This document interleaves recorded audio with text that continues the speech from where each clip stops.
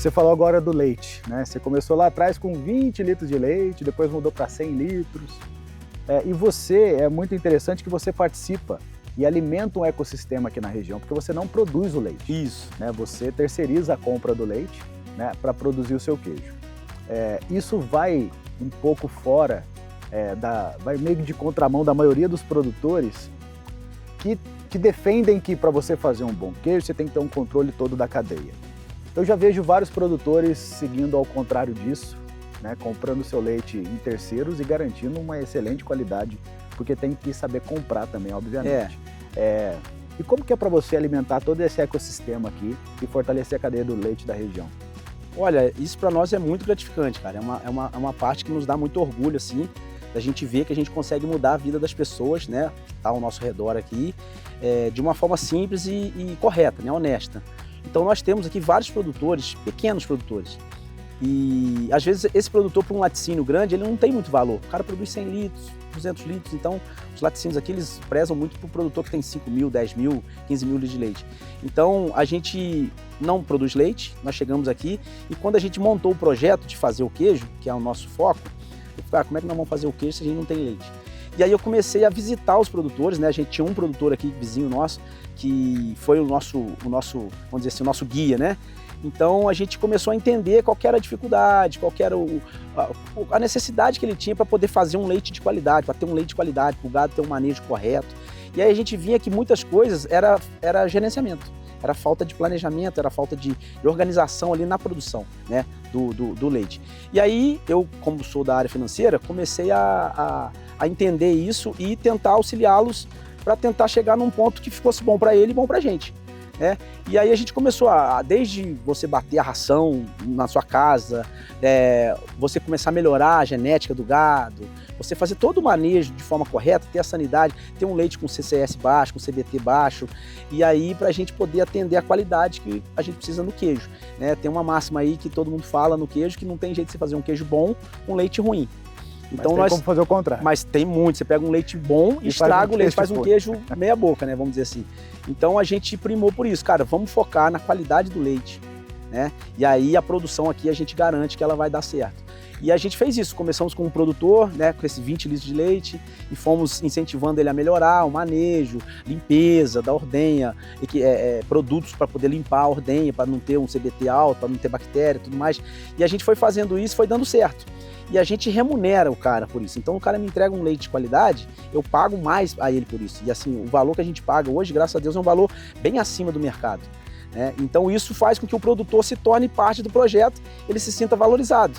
Então, cara, se você me entregar um leite bom de qualidade, eu vou te pagar mais por isso.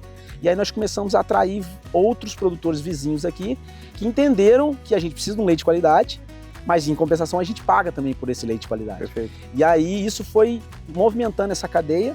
A gente tem hoje 3 produtores que trazem o leite para a gente aqui. Hoje nós estamos na faixa de 700 litros de leite por dia, né? Então continuam sendo produtores pequenos, mas que mudaram o seu manejo, mudaram o jeito da reprodução, o cuidado da nutrição, que a gente tem um veterinário que cuida da nutrição também. Então, eu preciso de um leite com proteína, gordura no nível tal. A nutrição, a dieta do gado é feita tudo com base nisso. Então eles têm essa assistência também. Então tudo isso vai agregando, vai trazendo qualidade para a queijaria, né? E qualidade de vida para o produtor também. Que ele, um plantel, por exemplo, que a gente tinha aqui de 10 cabeças, que o cara tirava 150 litros, 120 litros, hoje ele tem um plantel de 10 cabeças que ele tira 300 litros. Então mudou a vida dele também, né? O manejo, a forma correta de fazer. E tudo isso você vai vendo na comunidade, aqui nos vizinhos, que isso muda a vida da pessoa. A pessoa consegue melhorar a sua ordenha, consegue melhorar a sua casa, consegue comprar um carro melhor. Sem dúvida. Então isso traz para ele um sentimento de pertencimento, né? E aí quando a gente ganha esses prêmios, a gente faz questão de ir lá levar os prêmios para ele e fala, você faz parte disso. O prêmio também é seu, começou aqui, né? Então a gente diz assim, o leite, o queijo, ele começa lá na plantação do alimento do gado, né? Então passa pelo o retiro ali do leite, né? O retireiro, vamos dizer assim, né? E chega na queijaria. E aí combina com esses prêmios, com o queijo de qualidade, obviamente, com a demanda do mercado e tudo mais. Então isso muda a nossa vida, muda a vida deles também, e a gente tem muito orgulho disso.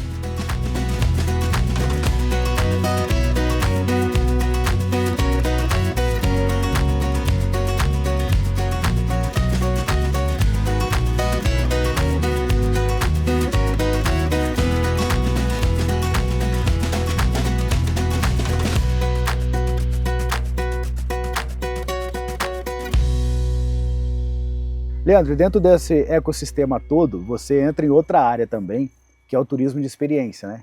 Eu que acompanhei essa história desde lá do começo, a queijaria pequenininha, hoje uma queijaria grande com 700 litros, e agora você tem aqui hospedagem, né, com cabanas incríveis, com extremo conforto, extremo bom gosto, vista maravilhosa, que a pessoa pode participar dessa experiência aqui, vendo os queijos sendo produzidos, e também visita guiada com degustação, né? Como que funciona isso? Esse foi um processo natural do crescimento nosso, né? Então, as pessoas tinham interesse de vir, conhecer a queijaria, saber onde faz o queijo, como é que é feito o queijo. E aí, a princípio, a gente fez um rancho para poder receber esse pessoal com mais conforto, com mais qualidade, né? Então, a gente recebe nesse rancho para poder fazer a visita guiada, passa por toda a queijaria, a gente tem lá os vidros, ela consegue ver a produção, consegue ver as salas de maturação. A gente tem uma cave de maturação que a pessoa pode visitar essa cave e ver onde o queijo é maturado, como é que ele fica, né? Uma Mantiqueira de Minas. E aí, por consequência, a gente tinha muita demanda das pessoas querendo ficar aqui. E aí nós decidimos no ano passado fazer as cabanas, né? Fizemos 2 cabanas já. Então essa cabana ela tem o intuito de receber tanto o cliente nosso, que já é o cliente do queijo, que ele está aqui na região comprando queijo, doces, né? E o turista normal, né? O turista natural. E então a gente tem recebido esse pessoal aqui para poder conhecer, para poder fazer a vivência, né? Que é um projeto que a gente está desenvolvendo aí, que a pessoa vai poder vir para cá, vai poder ficar no chalé hospedada, vai para o retiro do leite, vai para a queijaria depois, a gente vai dar todo o uniforme, todo o equipamento para ela poder ir lá e ver o processo de produção desse queijo. Então a gente tem essas opções agora, de tanto você vir para visitar, conhecer, comprar o queijo, como você pode vir, ficar, se hospedar, e você pode vir, ficar, se hospedar e participar da produção. Então são essas opções hoje que a gente tem para oferecer na parte do turismo. Ô Lu, quais são os queijos que vocês produzem aqui hoje na queijaria? A gente produz 4 queijos, né? A gente começou a nossa história fazendo, o primeiro queijo que eu fiz foi o Mantiqueira de Minas, que é o queijo tradicional da nossa região. A gente está na Mantiqueira e aqui a gente tem várias cidades produtoras desse queijo, que é um queijo duro, é um queijo de massa cozida e é um queijo com muita personalidade, já é tradicional daqui, então tem muitos produtores. É o queijo que a gente mais gosta mesmo, assim, da região, né? Então, a gente optou por não comercializar ou vender ele fresco. A gente gosta dele com mais tempo de maturação. Então, a gente resolveu construir uma cave subterrânea para ele maturar mais tempo. Então, ele só tá bom e pronto para sair para o consumidor com 120 dias, 150 dias, no mínimo. Então ele é um queijo duro, de massa cozida, mas duro, mas ele não é seco. Por causa das condições da nossa cave, ele fica um queijo ainda muito untuoso e úmido. Aí o segundo queijo que eu produzi foi o Sereno. Ele é um queijinho mais macio, massa semi-cozida, e ele fica só 15 dias na tábua, então ele é um meia cura, não é um queijo curado. Ele ainda é um queijo bem macio e de sabor bem suave, por isso o nome, Sereno.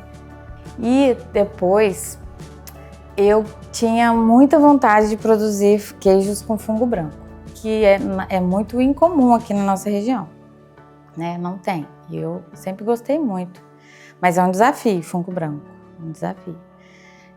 Ainda mais de forma artesanal, né? A gente vê laticínios grandes produzindo esse tipo de queijo. Aí eu fui estudar e aí eu tentei fazer um queijo tipo brie, o camembert, que é queijo francês, né?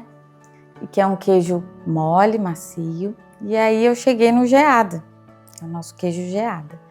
Depois que eu consegui, né, fazer um queijo com fungo branco, aí eu já tentei criar um queijo não inspirado em outro queijo que já existe. Fez um queijo autoral. Fiz um queijo autoral, que é o Brisa. E o Brisa já ele tem o fungo branco na casca, mas diferente do geada, ele é um queijo um pouco mais firme.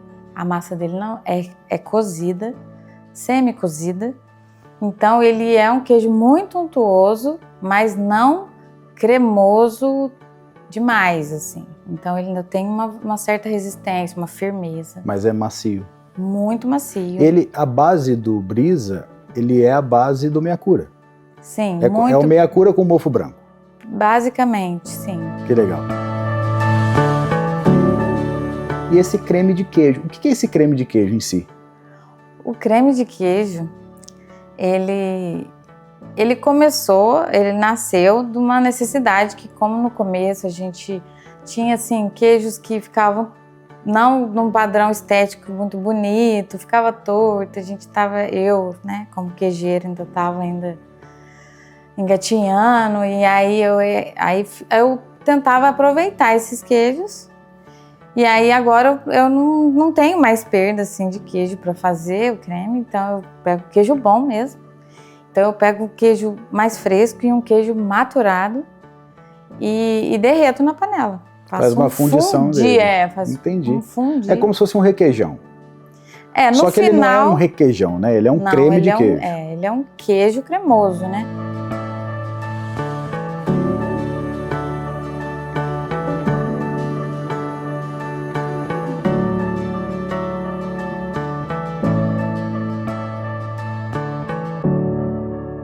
Ô Leandro, se alguém hoje fechasse os olhos e experimentasse um queijo aqui da Queijaria 50, que lembrança que você gostaria que essa pessoa tivesse? Olha, isso é uma responsabilidade, hein? Assim, a gente fala muito de abraço, né, cara? De aconchego, né, cara? Então, o queijo, ele é um alimento, cara, que ele une as pessoas. A gente tá sempre em volta de uma mesa, conversando. Então, a gente tem muito essa questão do abraço, do aconchego. Então, quando a pessoa come um queijo nosso, ela se sente abraçada, né? Se sentir toda a mantiqueira ali tá te abraçando, né? Então, eu acho que isso é muito forte aqui pra gente. A gente vive o queijo do dia a dia, né? E a gente sabe que o queijo é um alimento que vai para a mesa das pessoas, e traz essa união, que traz esses momentos bons, né? A gente está sempre em volta de uma mesa com queijo e está com momentos bons, né? Então, que a pessoa se sinta abraçada por nós, produtores, que estão aqui no dia a dia fazendo esse queijo e fazemos com muito carinho, com muito amor, para que elas tenham essa sensação quando estiver lá na casa dela degustando o nosso queijo.